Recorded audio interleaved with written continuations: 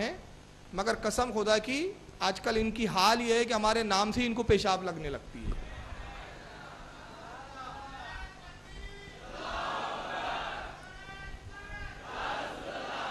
انہوں نے بھی جناب نے آج تک کسی بریلوی سے مناظرہ نہیں کیا، اور 3 سال سے میں اس کو چیلنج کر رہا ہوں، لیکن یہ کمبخت اب تک اس کے منہ سے نکل ہی نہیں رہا ہے کہ میں تیار ہوں۔ اب کب نکلیں گا پتہ نہیں۔ یہ تھوڑی وضاحت کے ساتھ بات کر رہے، آئیے ذرا ان کی بھی سن لے۔ فرق اتنا ہے، دلیل کیا ہے؟ تم کھڑی مورتی کی پوجا کر رہے ہو، وہ پڑی مورتی، ایک پڑی مورتی کی ایک کھڑی مورتی کی۔ یہ شنکر بھگوان کی مورتی ہے، یہ بڑے پیر صاحب کا یا نظام الدین اولیاء کا مزار ہے، یہ احمد رضا خان کا مزار ہے۔ اب اس کی جہالت دیکھیں، فرق کیا ہے ہندوؤں میں اور مسلمان میں؟ فرق کیا ہے؟ کوئی فرق نہیں ہے بولتا۔ ایک کھڑی مورتی کو پوج رہا ہے، ایک پڑی مورتی کو۔ وہ جاہل کو بولو یہ قبر مورتی ہے کیا؟ تو اگر یہ قبر مورتی ہے تو اس کے باپ دادا مرے تو سب مورتی بن گئی ہے سب۔ تو یہ کیا اپنے باپ دادوں کی قبر نہیں بناتے کیا کہ وہ پارسیوں کی طرح مجوسیوں کی طرح مکھن لگا کے چیل اور کووں کو دے دیتے ہیں؟ بات سمجھیے آپ، یہ پڑی مورتی ہے، کھڑی مورتی ہے۔ یہ شنکر بھگوان کی مورتی ہے، یہ نظام الدین کا مزار ہے۔ بتائیے شنکر بھگوان اور نظام الدین میں فرق ہے یا نہیں؟ وہ شنکر جس کا وجود ہی نہیں، اور یہ محبوب الہی ہے۔ کتنا فرق ہے؟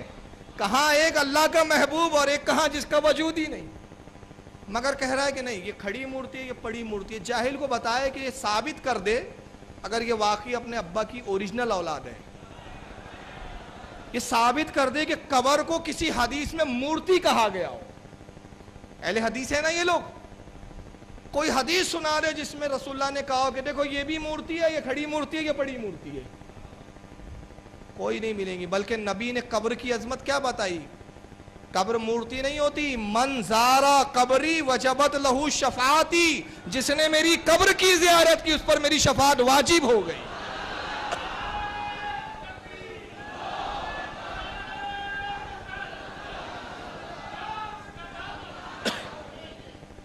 تو کہاں قبر ہمارے مسلمان مومن کی اور کہاں وہ؟ اب تشبیہ اس سے دے رہا ہے۔ اب آئیے اور اس کی شرک کی دلیل سنیں۔ یہ تعریف ہے ان کے نزدیک شرک کی۔ یہ کھڑی مورتی ہے، یہ پڑی ہے، جو کام اس پہ ہو رہا وہی کام تو اس پہ بھی ہو رہا، ورنہ مجھے بتا دو ہندو چنری چڑھائے مورتی پہ تو کافر، تم چادر چڑھاؤ تو پکے مسلمان، وہ ہار ڈالے تو کافر، تم پھول برساؤ تو پکے مسلمان۔ یہ کوئی چیز کھانے کی مورتی پہ چڑھائے تو کہے پرساد، پرساد کھانا حرام۔ یہاں پر کوئی چیز چڑھائی جائے اس کو کہو تبرک ہے، اور یہ کھانا بڑا مبارک۔ ہندو مورتی دھو کر اس کا پانی پی اور کہے کہ یہ گنگا جل سے زیادہ پاک پوتر ہے، اس سے بیماریاں صحیح ہو جاتی ہیں۔ مسلمان اور اس کے موقع پر قبر دھو کر پانی اس کے بوتلوں میں بھرے اور کہے کہ اس کے آگے تو زمزم بھی فیل ہے، تو یہ پکا مسلمان۔ جو کام اس پہ ہو رہا ہے وہی کام تو اس پہ ہو رہا ہے۔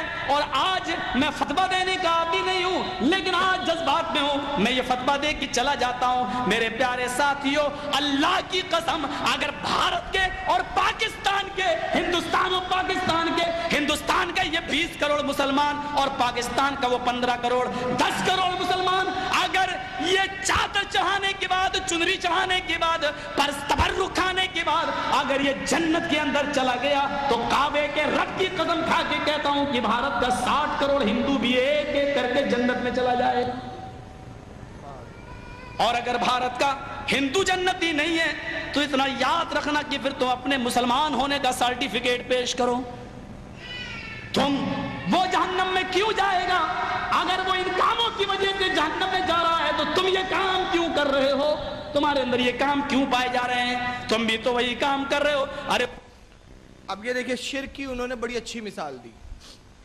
کافر چندری چڑھائے تو مشرک، تم چادر چڑھاؤ تو پکے مسلمان۔ وہ پرساد کھائے تو اس کے نزدیک تب متبرک، تمہارے نزدیک قبر کی چڑھا ہوا کھانا تبرک۔ وہ مورتی کو گھسل دے तो काफिर, और तुम कब्र को गुस्ल दो तो मुसलमान। यानी इनके यहाँ शिर्क की तारीफ ये है कि अगर आपके काम में और उनके काम में मुशाहबत अगर कहीं पाई जाए या मिलता जुलता मामला पाया जाए तो मुश्रिक हो गया वो काम। ये इनकी तारीफ है। तो इन्हीं की तारीफ की रोशनी में मैं चंद सवाल पूछना चाहता हूं कि अगर यही आपके नज़दीक शिर्क की तारीफ ये है कि काम में मुशाहबत पाई गई, मुमासलत पाई गई या सिमिलरिटी पाई गई, तो आपने कह दिया शिर्क हो गया। तो भाई बहुत से काम तो ऐसे भी है जो आप भी करते हैं। मिसाल के तौर पे क्या ये जमजम का पानी मुबारक नहीं समझते? समझते हैं। और हिंदू गंगा का पानी मुतबर्रिक समझता है। तो वो गंगा को पाक समझता है, तुम जमजम को पाक समझते हो, तो तुम भी तो हुए कि नहीं वैसी की वैसी। तुम रोजा रखते हो, वो उपास रख लेता है।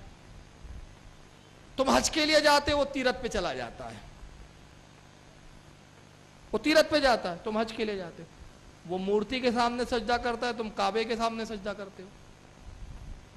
तो इसी के उसूल में फिर पूछा जाए कि जनाब जर्जी साहब, वो कैसा हिंदू और आप कैसे मुसलमान? आप ही की तारीफ के नजदीक। और फिर कहा मैं फतवा देने का आदी नहीं हूं, मैं आज जज्बात में हूं। मालूम हुआ कि ये फतवे जज्बात में देते, होश में नहीं देते।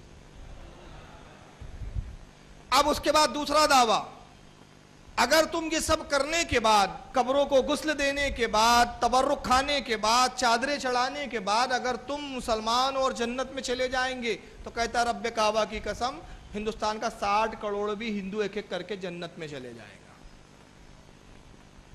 हालांकि कुरान तो कहता है काफिरों के लिए शदीद अजाब है, लेकिन ये कहता नहीं। ये इसका फतवा इतना बोकस फतवा कि अगर कोई ये शिर्क कर रहे हो तुम, तो ये भी जन्नत में चले जाएंगे। अब उसके बाद उसने दूसरा जो दावा किया, ये खोखला दावा ये था कि अगर वो गलत है तो फिर तुम अपने मुसलमान होने का सर्टिफिकेट पेश करो। मैं इस नामर्द से कहना चाहता हूं, मैं अपने मुसलमान होने का सर्टिफिकेट देने के लिए तैयार हूं, तो मिल कब रहा है और कहां मिल रहा है। ये नेट पर जाएंगी, आप ये ना सोचे कि ये बात हॉल में हो गई, बात खत्म। नेट पे जाएंगी, ये भी सुनेगा, इसके बाप दादा भी सुनेंगे, क्योंकि इससे पहले भी कई तकरीरें सुन चुका है ये। और इसको बाकायदा हमारे यहाँ के लड़कों ने बॉम्बे में पकड़ा भी है। कुछ किताबों को लेके मैं आगे बताऊंगा किन बातों पे इसको पकड़ा गया। आज तक उसका जवाब नहीं है इसके पास। तो हम मुसलमान होने का अपना सर्टिफिकेट देने के लिए तैयार है, और तुझसे तेरे ईमान का सर्टिफिकेट पूछते हैं, अगर तू अपने बाप की ओरिजिनल औलाद है तो आके बैठ जा, बता तू कैसा मुसलमान है। हम भी फिर चंद सवाल रखें।